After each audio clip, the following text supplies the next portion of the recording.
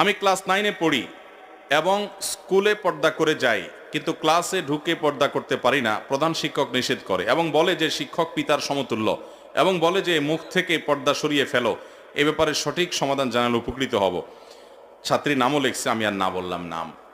কোন বোন বোধহয় প্রশ্নটা পাঠিয়েছেন। যাই হোক, আমাদের দেশে কিছু এরকম মুখরোচক কথা আছে, যেমন ভাবি মায়ের মতন, শুনছেন নি? শিক্ষক বাবার মতন, এগুলো শুনতে খুব সুন্দর শোনা যায় কিন্তু, তাই না? শিক্ষক বাবার মতন, বাহ কি সুন্দর কথা। পত্রিকার পাতা খুললে আমরা দেখি,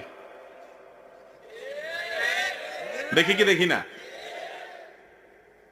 পরিমল, অমুক তমুক শিক্ষক, কিন্তু এরা সব এই শিক্ষক নামের কলঙ্কদের নানান কুকীর্তি পত্রিকা খুললে দেখা যায় কি যায় না?